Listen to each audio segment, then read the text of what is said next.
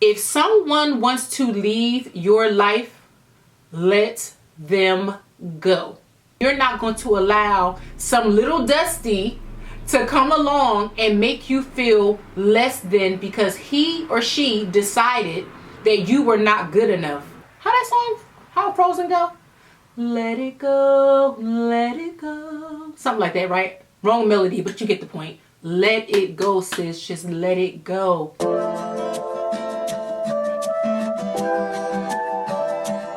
Hey guys, welcome back to the channel. If you are new here, I'm ChimereNicole. Welcome. Today I have a really simple message. If you guys have seen the thumbnail and the title of this video, you already know. Baby, just let it go. I mean, anything that does not serve you, anybody who is toxic and negative, anyone who is draining you of your energy, just let it go. Now, I know from personal experience that this is not always an easy thing to do. Trust me, been there, done that. It is extremely hard. But I'm going to tell you some of the things that I have done in my life that has allowed me to do this a little more effortlessly. And it has just made my ability to let things go so much easier. So let's jump into today's video, and I'm going to share with you all of the things that I have done and learned to get me to this point. So the first thing I really want to emphasize is I know that depending on what you are trying to let go, there is always going to be some form of a emotional attachment to it. But what I really want us to kind of deep dive in, especially if you are going through something with maybe a situation or particularly a person, I really want you to think about that emotional attachment that you have. And a lot of times when we are trying to let go of a person, for example, it's because we feel like we have a connection with them, or we have been with them for a very long time, or they just have been a part of your life or your journey.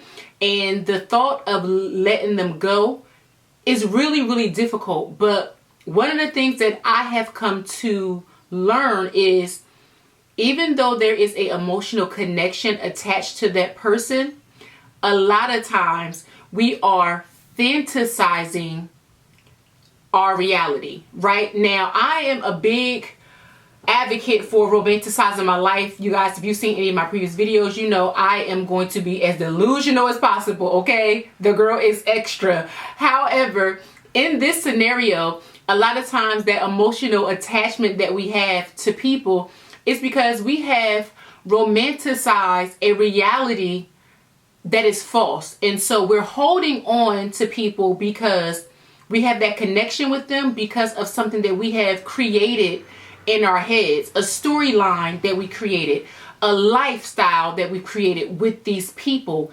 And that's not the reality a lot of times. A lot of times we are holding on to something that isn't even real. And I really want you to kind of think about that as it relates to whatever situation you are going through right now. Are you attached to that person because they're a good person, they treat you well, they're supportive, they are an asset to your life? Or are you attached to the idea of that person? And a lot of times when we do this, we realize it's the idea of the person and not actually the quality that they bring to your life. So I want us to think about that as we're going through this process of letting go. What I like to do is I actually write pros and cons lists. I do this for almost everything, whether it's for situations like this, or if it's for something in a business, or if it's something even in the household, like the pros and cons of having, you know, this particular chair in the house. Like, I write it for everything because it really helps me to identify the reason why I have it or the reason why I need it, right? So it just helps to kind of give you some clarity. So I would suggest doing the same thing as relates to what you're trying to let go of. Again, if it's a situation or if it's a person or whatever, try to write a pros and cons list and see if that helps you to identify what it is that you are really holding on to. And I can almost guarantee that, again, what you're holding on to is in your head and it is not your actual reality. Another thing that I've come to realize is that if it is truly for you, you are not going to miss it. You are not going to lack it. And it is always going to come back to you. Now, as again, we're going to use our example of a relationship per se.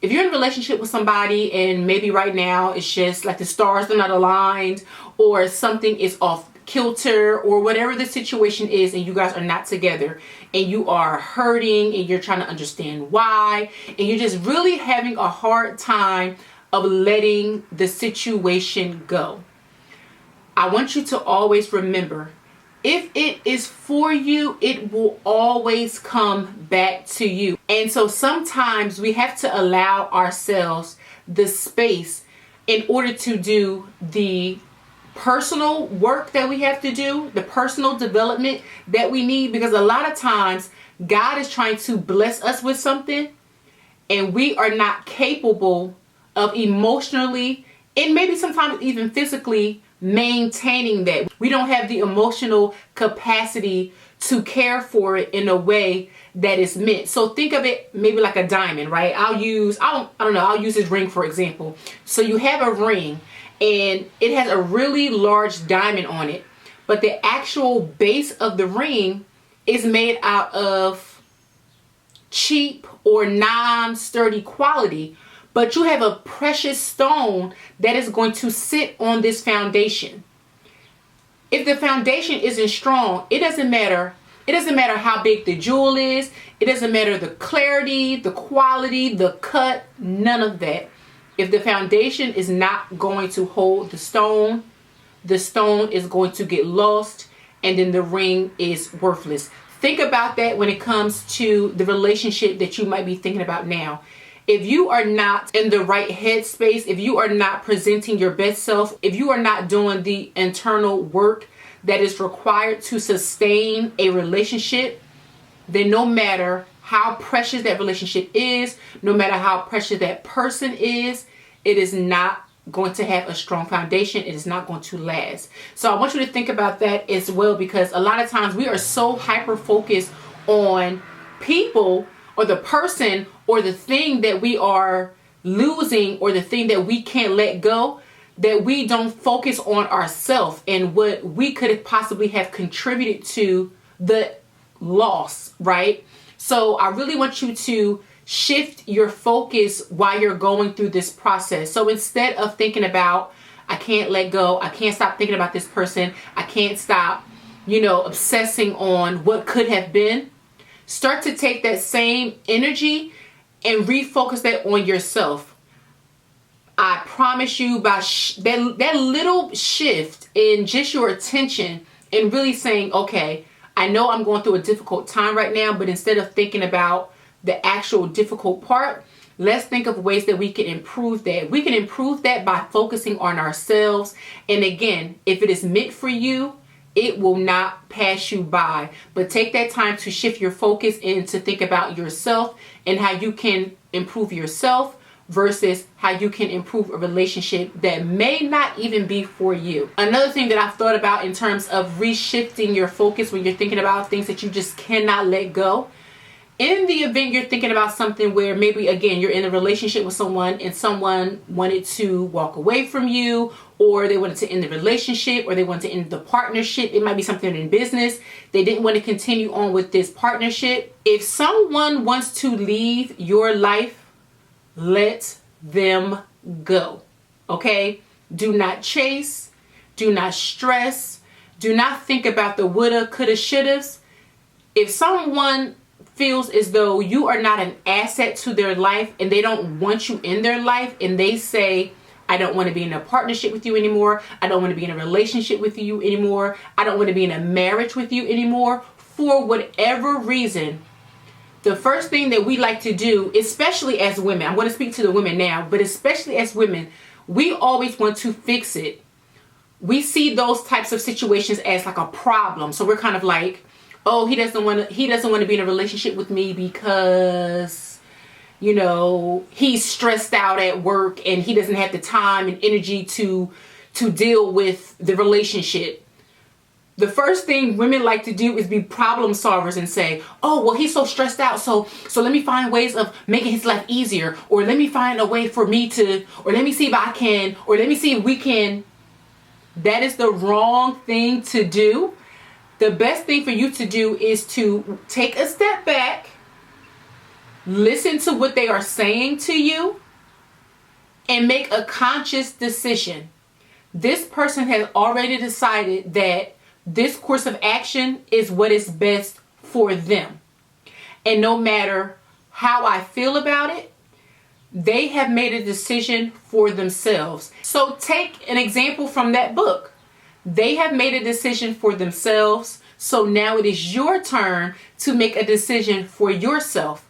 What is best for you right now? It's best for you to let go. Focus on healing whatever it is that relationship, that hole that relationship was filling for you, whether it was confidence, if it was affirmations, if it was validation. Focus on healing whatever it is that relationship, that hole that the relationship has now left in your life. Focus on making yourself whole. And again, if it's meant for you, it will come back to you. If it is not meant for you, you are now in a season where you are preparing to receive a bigger blessing. Something greater is always going to come. But again, in your preparation, you are making sure that when it does come, you can receive it, and you can receive it fully, and you're able to appreciate it when you receive it. So this is going to apply more so to romantic relationships. This can also apply to business or those types of relationships as well. Even platonic relationships, friendships. If someone is telling you that they don't want to be your friend, let them only have to tell you one time. If they don't want to be in a friendship with you, if they don't want to be in a relationship with you, again, no matter what the reason is, even if it's something that can be fixed, listen when people are talking to you, and don't allow your brain to create some story or some other narrative other than what they are saying to you, what they are showing you in their actions. If they are not present, if they are not affirming what you believe and what you feel, if they are telling you that they don't want to be in a relationship, a situationship, a partnership with you, let them only have to tell you one time. Because after that first time, whatever you do is going to be a reflection of what you believe. So if after that, if they don't treat you correctly, it's because they've already told you and shown you. If they don't affirm or validate what you're feeling, it's because they've already told you and shown you. And again, when you think about this over the course of maybe, like I said, a breakup or some type of relationship ending, and you start to look at the signs and those red flags that were waving back and forth that we didn't pay attention to, a lot of times they showed you in their actions that they did not want to be a part of your life. And we chose to do things contrary to what they have already told us and shown us. So at that point, it is our responsibility to now make a conscious decision to move forward with the information that you have, right? They don't want to be with you. They don't want you. They may still love you. There are a lot of people who have broken up who may still be in love, but they are telling the other spouse or partner they just don't have what it takes to be in a relationship with you. And I need you to remember this. It is okay to cry. It is okay to feel sad and to mourn that loss. It's really hard to mourn the loss of someone who's still here. You can mourn the loss of someone who has passed on, but to mourn the loss of someone where you can still go on their social media and see them living their best life, that is a hard thing to do. But I promise you, when you, again, reshift your focus on yourself and not on them, it starts to make this process of mourning that loss a little easier. Another thing that I really want to emphasize when it comes to learning to let go is really to remember that it is not your fault that someone does not love you. It is not your fault that someone does not see the value in you. It only becomes your fault when you start to chase and you start to try to show someone your value. You don't go to Gucci and tell Gucci that they're worthless. Gucci knows what they're worth and they are priced accordingly. You have to always remember that you are worth more than someone's validation. You are worth more than someone's ill treatment of you. And when you remember that, it makes it a lot easier to let go of anything that does not align with the boundaries that you have set for yourself. Because if you know that you are worth more than precious stones and rubies and diamonds, then you're not going to allow some little dusty to come along and make you feel less than because he or she decided that you were not good enough. Regardless of what someone else chooses to do, if that is what is best for them, you have to be okay with it. Now you have to do what is best for you. So that's it for today's video, guys. I hope you guys enjoyed it, and I hope that you were able to get something from this video that is going to help you on your healing journey and on your journey to letting go, on this journey of receiving everything that is for you in abundance. Also, in the comment section, please let me know what you have done as it relates to letting go of something that you didn't want to let go of, how it went, and any tips that you can share with the rest of us here in this community that is going to help us along on our journey. As always, don't forget to subscribe to the channel if you have not done so already, and make sure you hit the like button to let me know that these videos are in alignment with things that are helping you and that you just enjoyed the video. Thank you so much for watching, and I will see you guys in the next video.